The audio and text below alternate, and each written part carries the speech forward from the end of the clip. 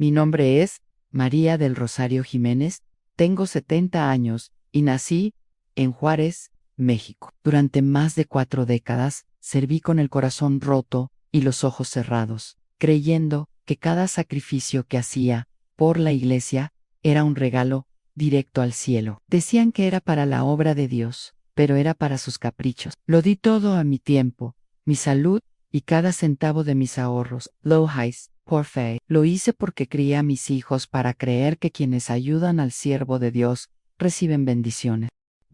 Pero lo que descubrí después me destruyó por dentro, y hoy estoy aquí para contártelo todo, porque no estoy solo, y tal vez tú también estés pasando por esto o conozcas a alguien que lo esté. Comenta tu ciudad o país para que sepa dónde me escuchas. Dale me gusta a esta publicación para que esta historia llegue a más personas y suscríbete, porque lo que voy a compartir en los próximos minutos podría cambiar tu fe para siempre. Entré por primera vez a ese templo con el corazón lleno de dolor, pero también de esperanza. Era 1978 y estaba pasando por una separación dolorosa, criando a mis 2 hijos prácticamente sola, con un salario mínimo y con el alma destrozada. Alguien me habló de luz del mundo, y en ese momento lo único que anhelaba era un lugar donde respirar paz, donde mis hijos fueran bienvenidos, donde Dios me mirara y me dijera, no estás sola. Y así fue exactamente como me sentí en ese primer encuentro. Las canciones me conmovieron, las palabras parecían dirigidas exclusivamente a mí.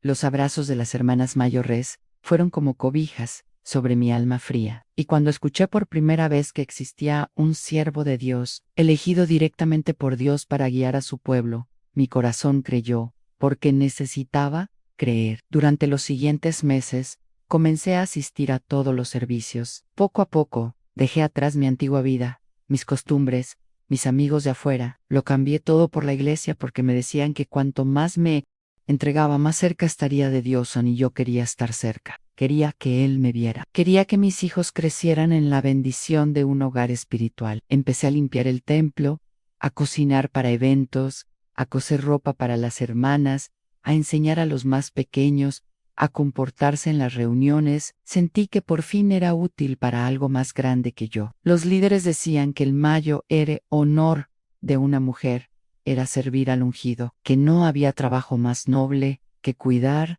la casa espiritual y bendecir, con nuestros recursos y esfuerzo, a quien Dios había elegido como su representante en la tierra. Y no lo dudé, al contrario, me dio sentido cuando aparecía en las reuniones. Todos permanecían de pie en reverencia. Era como si un ángel hubiera descendido del cielo. Las mujeres bajaban la mirada, los hombres lloraban, y cuando hablaba, era como si Dios respondiera a cada una de nuestras oraciones más profunda. Me enseñaron que cada centavo que apartara para la obra quedaría registrado.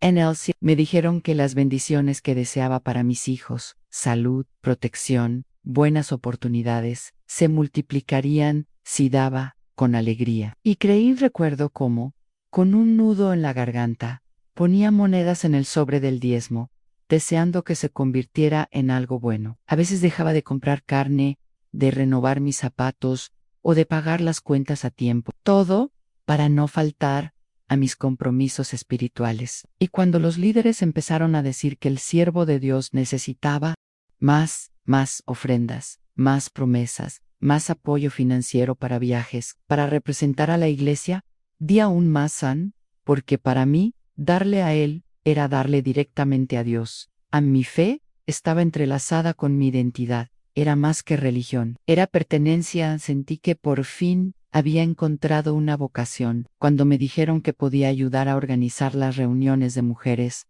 Lori Dugrate, fue como si Dios me hubiera visto entre la multitud y me hubiera tendido la mano. Con orgullo me declaré miembro de Luz del Mundo. Vestía mi ropa con reverencia. Mis hijos también comenzaron a servir, y nuestras vidas giraban en torno al templo, las campañas y las festividades. Incluso lo poco que teníamos lo donábamos a las necesidades de la obra. No organicé rifas. Vendí comida en las puertas de la iglesia y recaudé fondos para comprar regalos para los pastores visitantes. Y cuando se trataba del líder principal, Era como si las exigencias se elevaran a un nivel superior. Cada vez que llegaba una solicitud de ayuda especial en nombre del ungido, se armaba un revuelo.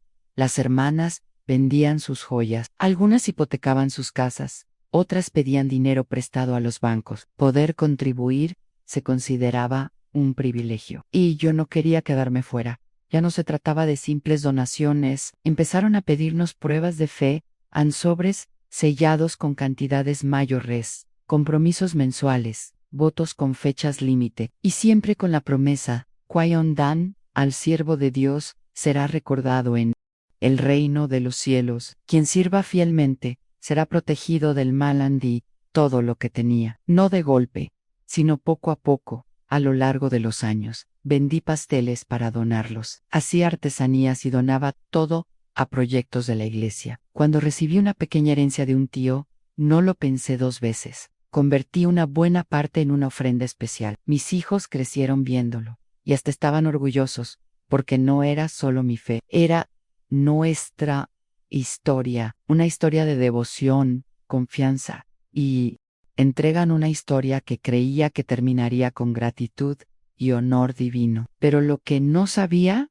lo que nadie nos dijo, era qué pasó realmente con ese dinero. Y cuando empezaron a surgir las primeras dudas, cuando vi señales que no coincidían con lo que me habían enseñado, el mundo se derrumbó a mis pies. Pero eso te lo contaré en la siguiente parte. Porque todo lo que empieza con fe también puede acabar en dolor. Si esa fe ha sido engañada, recuerdo como si fuera ayer el día en que anunciaron la llegada del siervo de Dios a nuestra ciudad. Toda la congregación estalló en emoción. Las hermanas lloraban en las bancas, los hermanos se abrazaban, como si hubieran recibido una visita del mismísimo cielo. Era como si un ángel hubiera descendido del trono de Dios y hubiera pisado nuestra pequeña tierra. Todos se apresuraron a preparar la casa del Señor. Hubo ensayos especiales, vigilias de oración y ayuno colectivo. Pasamos semanas limpiando, decorando, ensayando canciones y levantando ofrendas para que todo estuviera impecable el día de la visita. Dijeron que era un honor recibir al mensajero de Dios y que nuestra salvación podría estar ligada a cómo nos presentáramos ante Él. Nunca había visto semejante preparación, ni siquiera en bodas ni funerales. Las hermanas más pobres cosían su propia ropa para ser dignas de la presencia del líder. Algunas pasaban días sin comer para comprar un regalo. Otras se endeudaban para donar algo especial. Era como si un juicio invisible se cerniera sobre cada una de nosotras. A quien demostrara más celo y sacrificio sería vista con mayor favor, y nadie quería quedarse fuera de la bendición. En El Grandea, el templo estaba tan lleno que la gente se apiñaba en la puerta. Niños en brazos, ancianos de pie, jóvenes temblando de emoción. Cuando llegó, nadie respiraba. El aire parecía más denso, como si estuviéramos en presencia de algo demasiado sagrado para tocarlo. Todos permanecieron de pie en reverencia. Nadie lo miró directamente a los ojos. Las mujeres bajaron la mirada. Los hombres lloraron en silencio.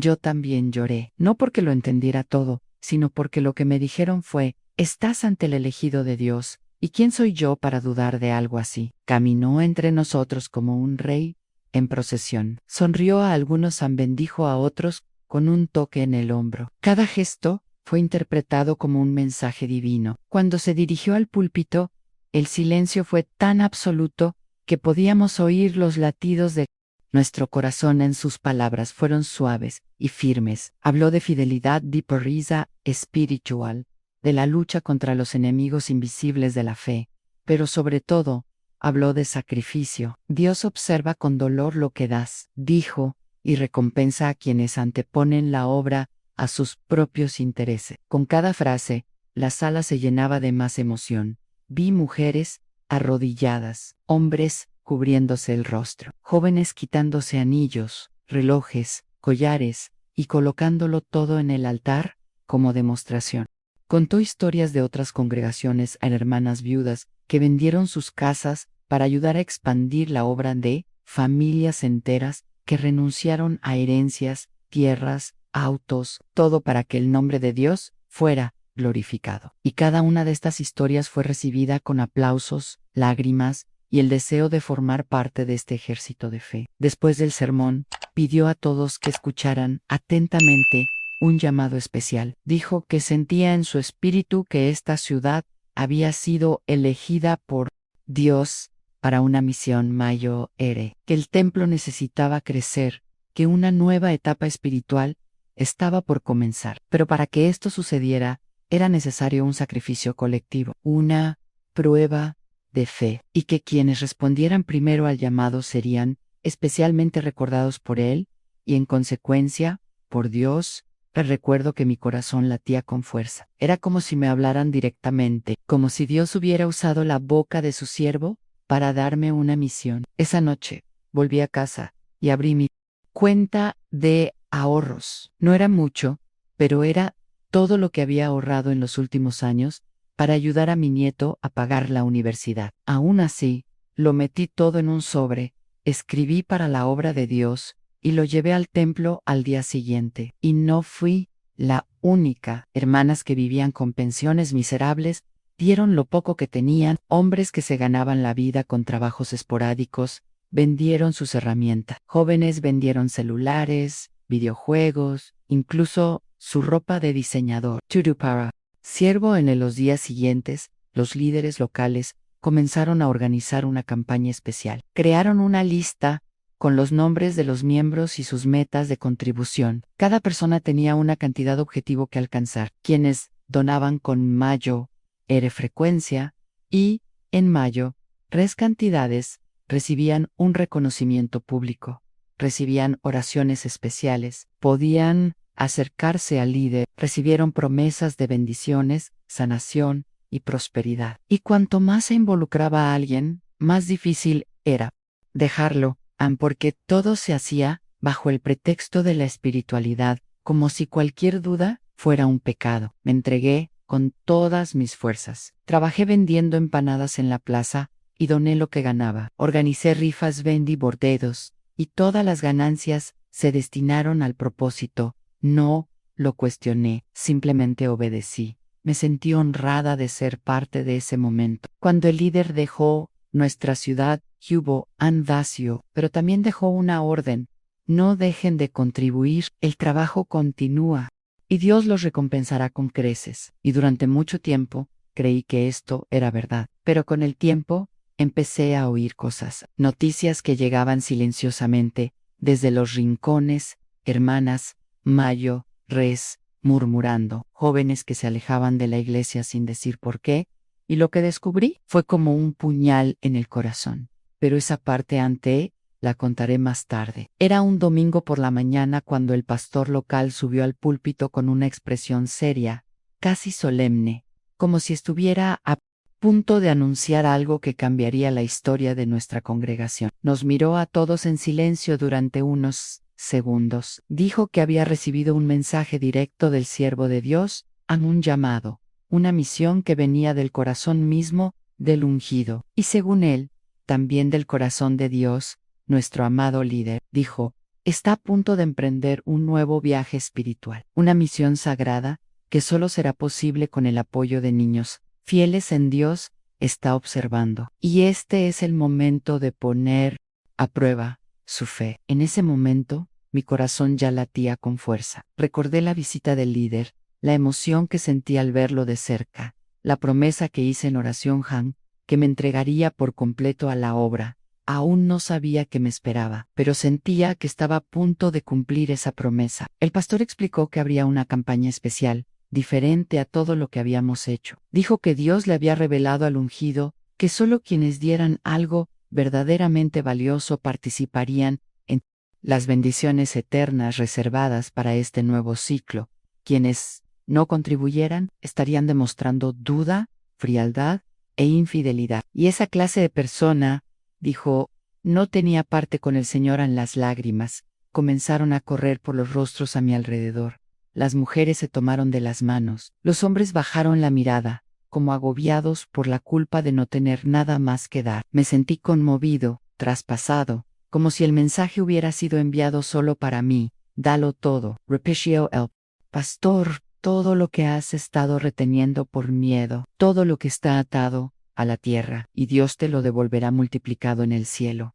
Ese día volví a casa en trance. No hablé con nadie. Abrí el armario y saqué la cajita azul donde guardaba mis ahorros. Allí estaban los restos de toda una vida de trabajo. El dinero que había ahorrado para un posible tratamiento médico, si algo sucedía. También había algunas joyas de mi madre, que me dejó antes de morir. Eran pocas posesiones, pero llevaban mi sudor, mi historia. Pensé en mi nieto, a quien quería ayudar con sus estudios. Pensé en la reforma de la cocina, que llevaba tanto tiempo posponiendo. Y aún así, respiré hondo, y decidí regalarlo todo. Fui más allá. Vendí mi máquina de coser, que había usado durante décadas para hacer vestidos de fiesta y canastillas de bebé. Vendí mi pequeño terreno en las afueras del pueblo, un terreno sencillo que heredé de mi padre, y fui al banco a retirar lo que me quedaba de mi pensión. Hice todo en silencio, con lágrimas en los ojos, pero sin dudarlo. Creí con todo mi corazón que Dios me pedía esto, que ese dinero, esas cosas, no eran mías, eran suyas, y que, siervo, solo estaba cobrando lo que ya le pertenecía. La semana siguiente, la iglesia se llenó de testimonios. Hermanos y hermanas compartieron con emoción lo que donaban en casas, en autos, en motos, ahorros de años en herencias. Una hermana donó sus anillos de boda, otra vendió un salón de belleza, yo vendí la universidad para donar su matrícula como ofrenda de fe. Se sentía una euforia espiritual. Era como si estuviéramos participando en un gran avivamiento. Con cada nueva ofrenda, la alabanza se elevaba. Con cada nuevo sacrificio, el nombre del siervo de Dios era exaltado. Entregué mi sobre en un servicio dominical por la noche. Estaba arrugado por el sudor de mis manos. Al acercarme al altar, me temblaban las piernas, pero en mi interior había paz, una certeza cegadora, casi dulce. El pastor tomó el sobre con cuidado, oró en voz alta y dijo: tu nombre ha sido grabado en el cielo. Otras hermanas me abrazaron. Recibí una cinta blanca en la muñeca con las palabras Fil au siervo escritas en oro, y me fui a casa con el alma ligera, sintiendo que finalmente había hecho algo grande por Dios. En los días siguientes, seguí donando. Cuando sentí que no me quedaba nada para dar, busqué pequeños objetos para vender. Me deshice de ropa y muebles. Horneé pasteles para vender en la calle. Organicé rifas, y cada centavo se destinó a la campaña. El nombre de la misión se mantuvo en secreto. Solo dijeron que el líder viajaba a lugares donde la iglesia aún no estaba permitida, que era algo muy especial, pero requería discreción. Cuando alguien preguntaba exactamente a dónde iría el dinero, la respuesta siempre era la misma: confía, Dios no te debe explicaciones. Porque ¿quién era yo para exigir detalles sobre la obra? ¿Quién era yo para dudar de un hombre elegido por Dios desde el vientre materno? Pero no todos veían las cosas de la misma manera. Empecé a notar algunos rostros ausentes en los servicios. Las familias que antes ocupaban las primeras filas ya no estaban. Decían que se habían enfriado en su fe, o que estaban siendo tentados por el diablo. Pero en secreto, oía otros murmullos, voces apagadas que me decían que algo andaba mal, que los bienes se estaban utilizando para otros fines, que el dinero de la misión sagrada se estaba utilizando de maneras profanas. En ese momento, silencié mi corazón. Decidí no escuchar, rechacé toda duda. Me aferré a las oraciones, las promesas, las dulces palabras del púlpito, hasta que la verdad tocó con fuerza mi puerta. Y lo que vino después cambió para siempre mi perspectiva de la fe, de la iglesia, y de aquel a quien llamábamos siervo de Dios. Durante mucho tiempo, seguí creyendo. Cerré los ojos y el corazón a cualquier pensamiento que oliera a duda, porque para mí, dudar de siervo era lo mismo que dudar de Dios, y prefería llevar cualquier carga que correr ese riesgo. Pero con el paso de los meses, algo empezó a perturbarme. No era una voz fuerte, no era un escándalo, era una molestia silenciosa y sutil, como una gota que cae en un cubo vacío, una y otra vez, hasta que se desborda. La primera incomodidad llegó al darme cuenta de que la llamada misión sagrada nunca volvió a mencionarse. Nadie podía decir con certeza dónde se había llevado a cabo, qué se había hecho con los recursos, ni qué frutos se habían cosechado. Esa misma iglesia que tantas veces celebraba la compra de terrenos, la inauguración de templos, la conversión de familias, ahora solo hablaba de silencio. Cuando alguien preguntaba, ¿cómo va la obra?, la respuesta siempre era vaga: sigue en marcha. Cuando una hermana se atrevió a preguntar cuánto se había recaudado, el pastor respondió con firmeza: ¿crees que Dios debe rendir cuentas? Las respuestas empezaron a dolerme, no porque dudara de Dios, sino porque me di cuenta de que usaban su nombre como escudo contra cualquier responsabilidad. Siempre que alguien quería entender mejor dónde se invertía el dinero, el líder decía: no le preguntes al sermón Dios, ve tu corazón. Y me daba vergüenza solo pensar en hacer pregunta. Empecé a creer que mi deseo de saber era señal de debilidad espiritual, que tal vez me estaba alejando de la verdadera fe, pero el malestar solo aumentó. En una de las reuniones mensuales, el pastor local anunció que el líder no podría venir en persona como había prometido. Dijo que estaba en un viaje importante, visitando un país lejano, tratando asuntos espirituales de alto nivel. Mostró una foto en la pantalla. Siervo estaba de pie frente a un enorme edificio de cristal, sonriendo, vestido con ropa elegante y gafas de sol, rodeado de hermanos con maletas. Era una imagen moderna, casi como un anuncio, y, a mi pesar, algo dentro de mí se contrajo. Miré esa imagen e intenté reconciliarla con él.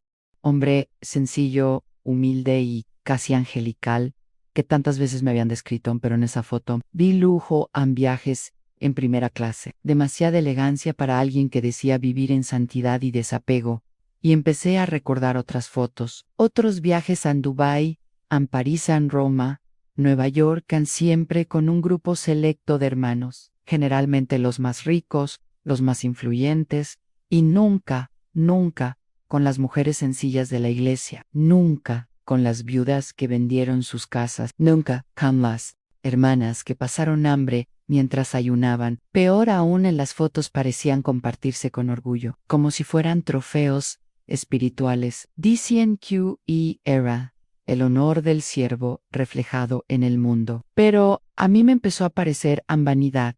Empecé a preguntarme, ¿desde cuándo un siervo de Dios necesita trajes de diseñador? ¿Desde cuándo un santo necesita relojes que valen más que toda mi casa? Por esa misma época, me enteré de un evento especial reservado solo para los contribuyentes más generosos. Una cena espiritual en un hotel de 5 estrellas. Dijeron que el líder aparecería en persona para bendecir a quienes habían dado abundantment. Una hermana, que donó una gran suma de la venta de su granja, fue invitada. Más tarde me contó que la mesa estaba repleta de exquisiteces en vinos importados, porcelana fina y servilletas bordadas. Dijo que el líder llegó con seguridad privada y se fue en un auto de lujo, cuya existencia desconocía. Intentó sentirse bendecida, pero regresó a casa con un sabor amargo en el alma. Empecé a recordar los servicios religiosos, donde llorábamos mientras repartíamos sobres arrugados, las hermanas que dejaron de comprar medicinas para donarlas, los hermanos que vendieron terrenos prometiéndose que Dios los recompensaría, y me preguntaba,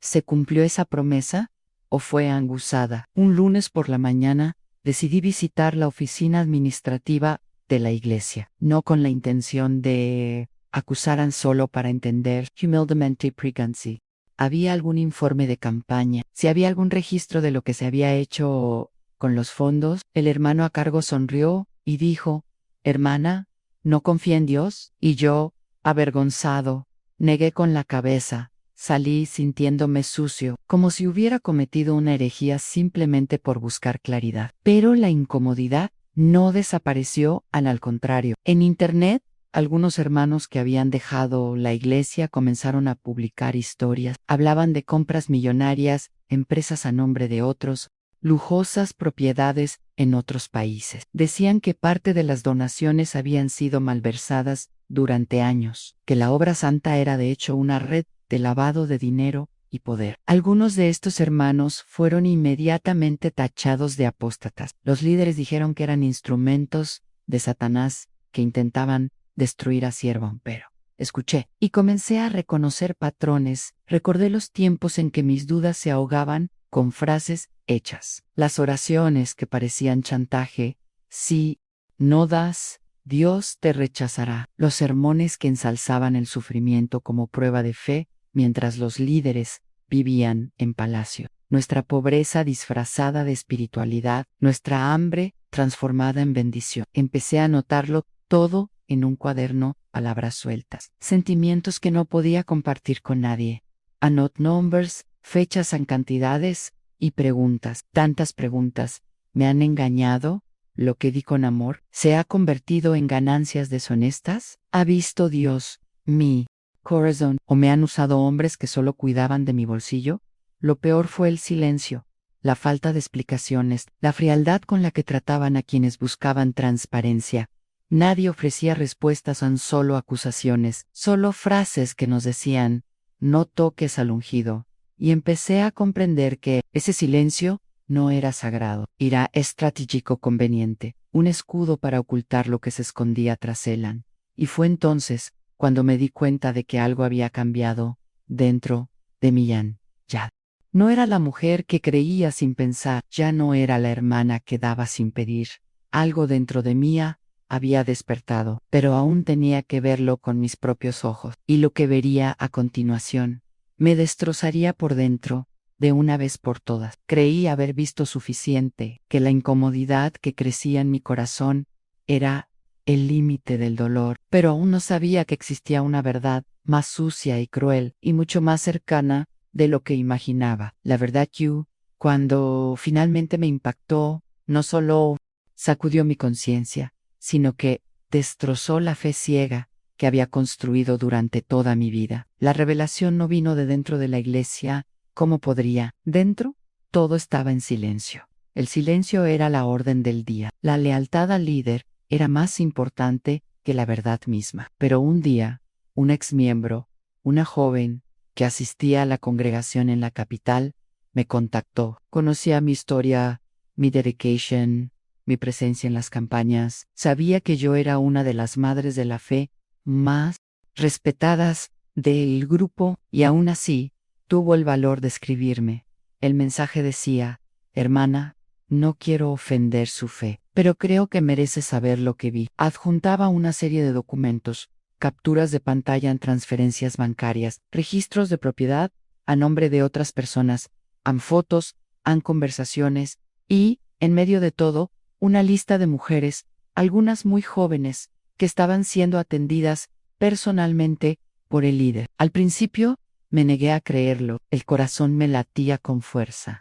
Me sudaban las palmas de las manos. Consideré borrarlo todo, fingir que nunca lo había visto, pero algo me detuvo. Quizás fue Dios, quizás fue mi conciencia, que finalmente gritaba más fuerte que mi miedo. Abrí los documentos uno por uno, y lo que vi me destrozó por dentro. Autos de lujo registrados a nombre de una mujer de 22 años. Un apartamento completamente amueblado con vista al mar, pagado en efectivo por otra mujer, quien, según los registros, era la secretaria administrativa de la misión, en tarjetas de crédito con límites altísimos, utilizadas en tiendas de lujo, viajes internacionales para eventos espirituales, que en realidad incluían estancias en balnearios, cenas privadas y bebidas importadas, y más, mensajes filtrados en los que el líder usaba un lenguaje íntimo y cariñoso con varias de estas jóvenes. Uno de ellos decía: gracias por tu sacrificio, esta joya es solo una muestra del amor que te tengo. Y la foto mostraba una joya muy cara, recién comprada, con su recibo. Otro mensaje contenía una promesa: tu fidelidad será recompensada más de lo que imaginas. El siervo siempre cuida de quienes lo rodean.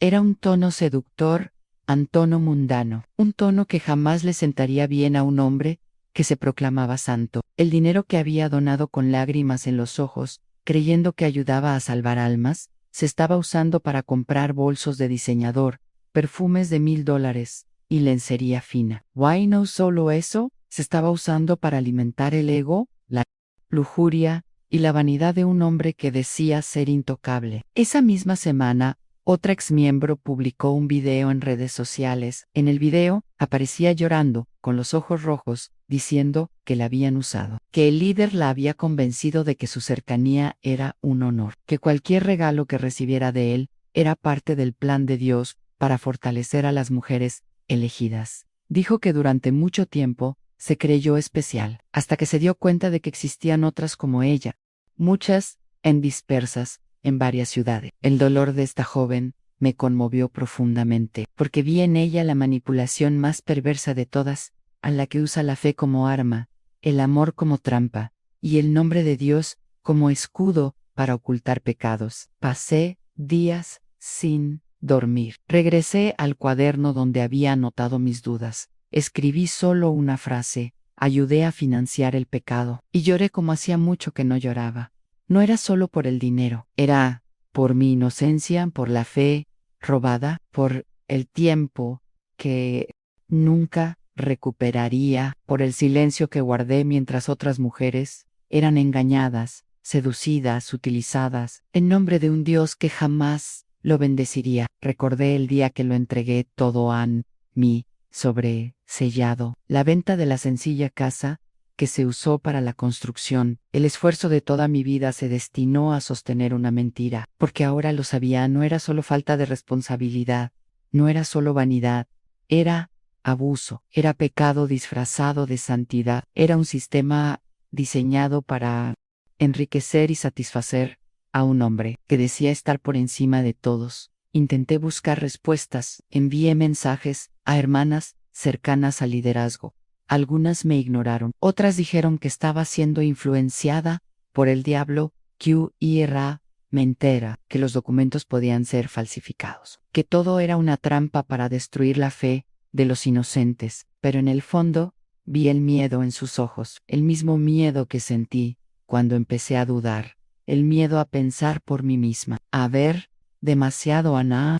Despertaran fue en ese momento que mi fe cambió, no en Dios, porque Él siempre ha estado conmigo, incluso en silencio, sino en la estructura que construyeron sobre su nombre, una estructura que protege a los pecadores, que exalta el lujo, que silencia a las mujeres, que convierte a las víctimas en culpables y que usa la devoción de los humildes como moneda de cambio. Miré el altar de la iglesia y ya no vi santidad by estratilla. Miré el púlpito y ya no oí la voz de Dios, oí discursos, al espejo, y no vi a una mujer débil, vi a una mujer que se despertó tarde. Porro despertó.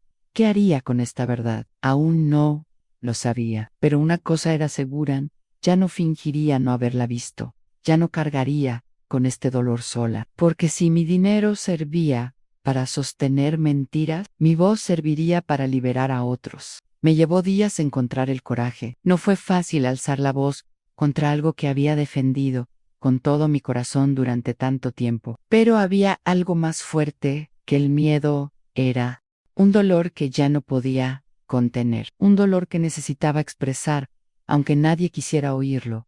Tomé mi cuaderno, anoté cada detalle de lo que había visto, reuní las pruebas que me habían enviado, y lo organicé todo. Y busqué a las personas que más confiaban en mí dentro de la iglesia, hermanas que habían orado conmigo, que habían llorado conmigo en retiros, que conocían mi corazón, mi dedicación, mi historia. Pensé que si alguien podía entenderme, serían ellas. Llamé a una de las líderes para hablar. Era una hermana menor, pero muy activa, siempre cercana a la administración. Cuando le conté lo que había descubierto, su rostro cambió.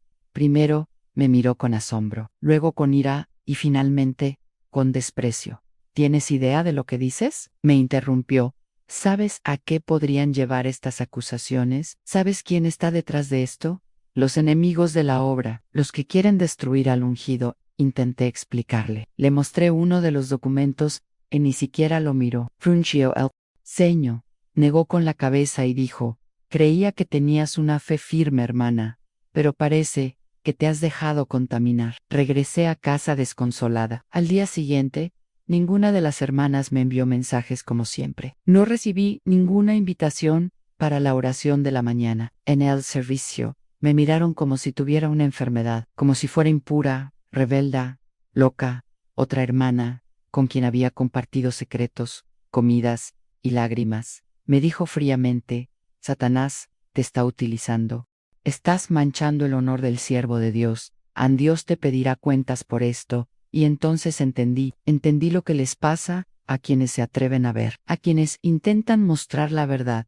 El sistema no protege a los inocentes, protege al poder, y cualquiera que amenace ese poder se convierte en enemigo, incluso si lo ha servido con sinceridad toda su vida. Esa semana comenzaron las murmuraciones. Decían que estaba enojada porque no había recibido el reconocimiento que deseaba, que envidiaba la cercanía de las otras mujeres con el líder, que quería presumir. Algunas incluso decían que estaba senil, que mi edad ya no me permitía pensar con claridad. Otras decían que era una traidora, que mi lengua maldita destruiría la iglesia y que Dios me castigaría por ello.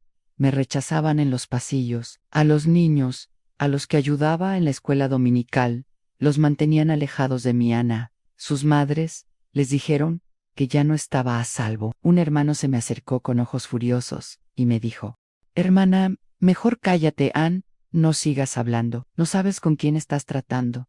Empecé a sentir miedo, a miedo real, miedo físico, miedo espiritual, miedo de salir de casa, miedo de abrir la boca, porque cada vez que intentaba declarar, surgía una nueva acusación, una nueva amenaza, una nueva humillación. Incluso mi hijo, que asistía a otra congregación, recibió una advertencia del pastor local. Le dijeron que debía alejarse de mí o se arriesgaba a ser contagiado por la rebelión. Intentó defenderme, intentó hablar, pero pronto también quedó aislado. Recibí llamadas anónimas con voces distorsionadas que decían: arrepiéntete, Dios la va a destruir. Mensajes escritos con frases bíblicas, fuera de contexto, amenazándome con el juicio divino. Miriam se rebeló contra el ungido y se volvió leprosa. Quien toca al siervo de Dios, toca a la niña que está en sus ojos. Ya no sabía si llorar de dolor o de incredulidad. ¿Cómo fue posible que tantos años de dedicación, servicio y lealtad se borraran tan rápido? ¿Cómo fue posible que una acusación, una verdad, fuera suficiente para convertirme en un enemigo? Me miré al espejo y me dije: no estás loca, lo viste, lo sabes, Ann, y lo que viste es verdad. Pero cada vez que recordaba la mirada crítica de mis hermanas, el silencio que me rodeaba, el escalofrío que me recorría la espalda al salir de casa, me sentía sola, como si gritara en un desierto. Lo que más me dolió no fue el aislamiento, fue saber que otras mujeres, como yo, podrían estar pasando por lo mismo, que podrían haberlo revelado todo, y que estaban siendo utilizadas, y que si intentaban hablar, se enfrentarían a la misma condena. Fue demasiado cruel ver que el lugar donde buscábamos consuelo se convirtiera en el lugar donde nos hirieron, que la fe que nos sostenía se convirtiera en un arma para silenciarnos, que el Dios al que nos enseñaron a temer fuera ahora el argumento de nuestro miedo. Pero incluso en medio del miedo y el dolor, algo dentro de mí empezó a cambiar. Fue como si una llama se hubiera encendido, débil al principio, pero real, en una llama que decía: no estás solo, y si te callas, ahora, ¿qué será de los demás? Porque ya lo había perdido todo, ya me habían arrebatado mi posición, mi reputation, mi lugar en el templo, pero había algo que seguía siendo solo mío, mi conciencia, y me decía que lo que estaba experimentando no era locura, era la verdad. Y la verdad, cuando todos la niegan, grita aún más fuerte en nuestro interior. No sabía quién me escucharía, pero sabía que ya no podía callar, porque silenciar la verdad una vez vista es la peor traición, no contra los hombres, sino contra tu propia alma. Las noches se alargaban, el silencio de la casa me oprimía el pecho como nunca. No era solo tristeza, era un vacío indescriptible. Me sentía utilizada, engañada, humillada, pero lo que más me dolía era haber hecho todo eso en nombre de Dios durante años. Di no solo mi dinero, sino también mi alma, mi tiempo, mi fuerza, mi historia. Cada paso que daba, lo hacía con la convicción de que obedecía a un llamado divino, que cada centavo donado, cada sacrificio hecho, era parte de una misión sagrada. Pero ahora, todo parecía un cruel error. Empecé a tener crisis de fe. Me sentía sucia por haber confiado tanto en un hombre, avergonzada por haber defendido tanto el sistema, y culpable por haber animado a otras hermanas a hacer lo mismo. ¿Cuántas veces había dicho, Dios recompensará tu ofrenda? ¿Cuántas veces había ayudado a difundir el mensaje de que dar era una prueba de fe? Recuerdo una noche en la que no podía dormir. Me senté en el borde de la cama con la Biblia en las manos, y allí, solo, comencé a hojear las páginas, con el corazón roto. Ya no quería escuchar la voz de ningún líder. Quería escuchar la voz de Dios, de verdad. Empecé con el Nuevo Testamento, me sumergí en las palabras de Jesús, y fue entonces cuando algo empezó a cambiar. Leí y pensé, donde pidió dinero a cambio de la salvación, donde dijo que el reino de Dios se compraba con ofrendas, donde están el lujo, las joyas, los autos, los hoteles, los aviones, pero lo que encontré fue lo contrario. Jesús anduvo entre los pobres, sanó sin cobrar, consoló sin exigir diezmos, denunció abiertamente a los líderes religiosos que explotaban a la gente, denunció a quienes convertían el templo en un mercado, llamó hipócritas a quienes se erigían en mediadores entre Dios y la humanidad, y allí, entre lágrimas, me di cuenta de que quizás nunca había conocido al verdadero Jesús. Conocía al ungido, el sistema a las campañas, la jerarquía, pero el Cristo, el que se entregó por amor, el que lavó los pies a los discípulos, el que caminó entre los rechazados. Este era casi un desconocido para mí.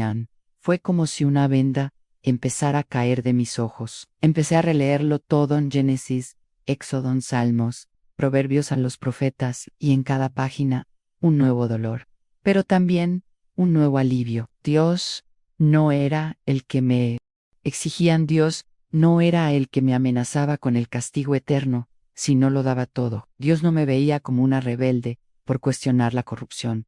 Todo lo contrario, me invitó a discernir, a no seguir ciegamente, a reconocer la mentira disfrazada de piedad. Mi pueblo fue destruido por falta de conocimiento, dijo el profeta Oseas, y esas palabras me atravesaron el pecho como una espada.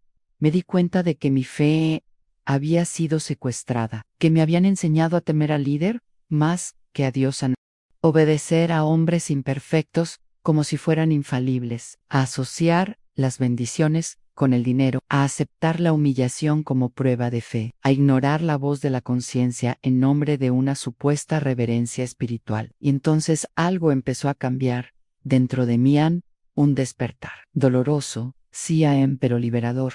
Empecé a orar de otra manera, sin miedo, sin fórmulas preestablecidas, solo Dios.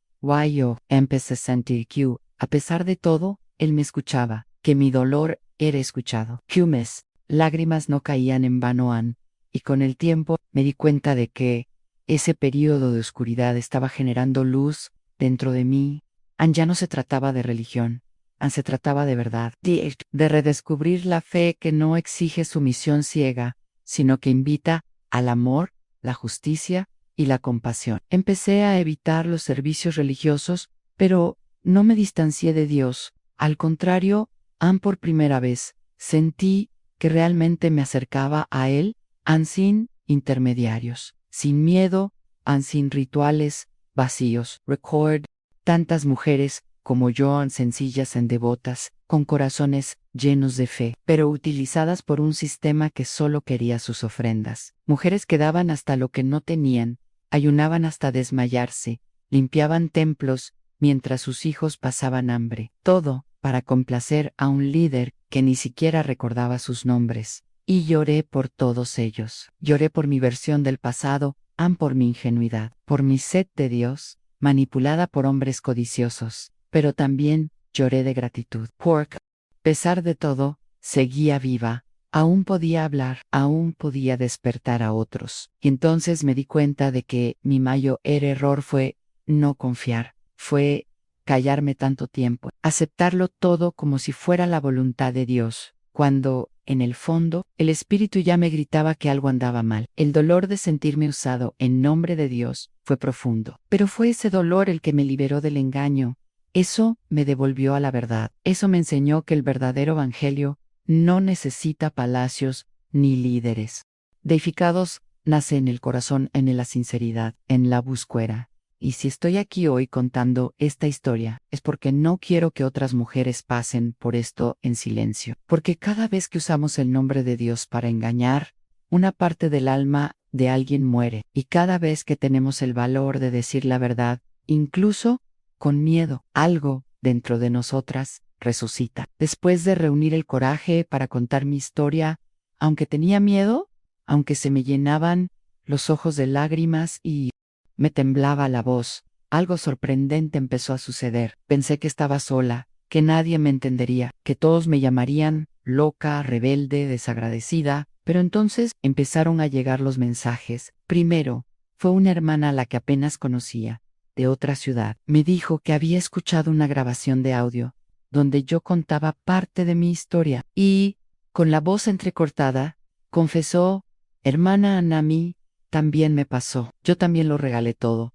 Me quedé sin nada. Pensé que era yo, la tonta, hasta que escuché tu testimonio. Luego vino otra Han, luego otra Han, luego varias mujeres que nunca imaginé que pasarían por la misma experiencia, cada una con su propio dolor, cada una con su propia historia, pero todas con el mismo nudo en la garganta, la misma herida abierta, el mismo sentimiento de haber sido traicionadas por quienes decían representar la voz de Dios. Y fue en ese momento que empecé a ver lo que antes tenía ante mis ojos, pero no quería verlo. No era un caso aislado, no era un error aislado, era un sistema. Todos hablaban de la misma dinámica en campañas agresivas, líderes que exigían sacrificios financieros extremos en nombre de la obra de Dios, palabras manipuladoras que mezclaban fe y miedo, promesas vacías de bendiciones a cambio de ofrendas y al final, silencio, ostentación y abandono. Una me contó que vendió el único terreno que heredó de su padre para dárselo al ungido, y que ahora vivía en casa de un sobrino. Otra había donado todo el dinero de su jubilación a la campaña de construcción de una nueva iglesia. Y cuando enfermó, nadie de la iglesia fue a visitarla al hospital. Una tercera dijo que perdió su matrimonio porque su esposo ya no aceptaba que los fondos de la casa se repartieran sin control. Y ella, cegada por la fe, lo acusó de ser un instrumento de Satanás. Cada historia me rompía el corazón, pero al mismo tiempo mi fortaleza, porque ahora sabía que ya no estaba sola. Empezamos a hablar, a compartir nuestros a abrir heridas que llevaban décadas enterradas. A algunas les daba vergüenza hablar, a otras les daba miedo. Otras lloraban y decían: pensé que era la única, pero con el tiempo creamos lazos una red de apoyo, un círculo invisible de mujeres que decidieron dejar de sufrir en silencio. No fue fácil, muchos aún luchaban con la culpa, con el miedo al castigo divino, con la confusión entre la espiritualidad y la obediencia ciega. Pero allí, entre nosotros, comenzamos a reclamar algo sagrado, la verdad, y fue esta verdad la que nos unió, porque cuando una mujer tiene el coraje de alzar la voz, ilumina el camino de otras, y cada nueva luz que brilla disipa la oscuridad que el sistema intenta mantener con el silencio y la opresión. Había días en que pasábamos horas hablando por teléfono, otras veces intercambiábamos mensajes secretos. Algunas tenían que borrar las conversaciones por miedo a que sus maridos o líderes se enteraran, pero aún así, la cadena crecía. Una de estas mujeres, con quien forjé una profunda amistad, me dijo algo que nunca he olvidado. Éramos los pilares de esa iglesia, y nos usaron como piedras de sacrificio. Y era cierto, éramos las que más trabajábamos, las que más servíamos, las que más dábamos, y también las que más sufríamos. Empezamos a recopilar pruebas, capturas de pantalla de conversaciones, recibos en vídeos antiguos, grabaciones de audio, notas personales en cartas, cualquier cosa que pudiera demostrar que no nos lo Estábamos inventando que existía un patrón de manipulación, que el abuso era sistemático, no un incidente aislado. A muchos nos habían enseñado a no cuestionar nunca, a aceptarlo todo como la voluntad de Dios. Pensábamos que si sufríamos era porque nos faltaba fe. Pero ahora entendíamos ir a lo contrario, estábamos despertando porque nuestra verdadera fe era más grande que la mentira que nos habían enseñado. Esta red de apoyo se convirtió en nuestro refugio Raimos Junto. Lloramos juntos. Escuchamos nuestras historias con respeto y empatía, y poco a poco empezamos a sanar. Algunos volvieron a estudiar la Biblia por su cuenta. Otros comenzaron a asistir a grupos de oración fuera de la iglesia. Algunos, por primera vez en sus vidas, aprendieron a orar sin repetir fórmulas, sin pedir permiso a nadie, sin miedo a equivocarse. Fue como nacer de nuevo, como si después de tantos años asfixiados por dogmas y reglas inventadas, por fin pudiéramos respirar. Y más que eso, por fin podíamos sentir la presencia de Dios sin interferencias, sin manipulación, sin terror espiritual. Recuerdo que una de las hermanas más jóvenes del grupo dijo: mi madre murió pensando que el líder era un santo.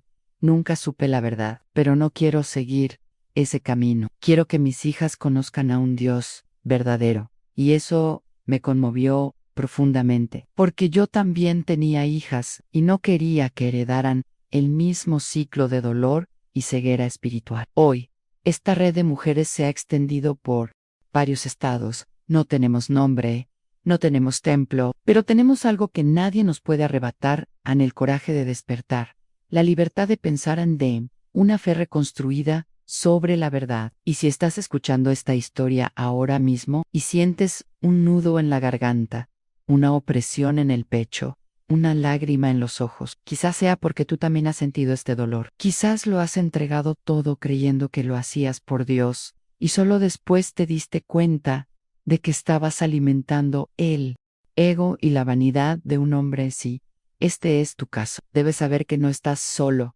Somos muchos aquí heridos, sí, pero vivos de pie, y decididos a no volver a callar, porque el silencio protege el abuso, pero la verdad te libera. Y juntos, incluso con las cicatrices, seguimos adelante. No buscamos venganza, sino justicia y sanación, y una fe que ya no necesita ser comprada con dolor. Después de todo lo que he vivido, todo lo que he visto y sentido, solo puedo decir una cosa con toda la certeza.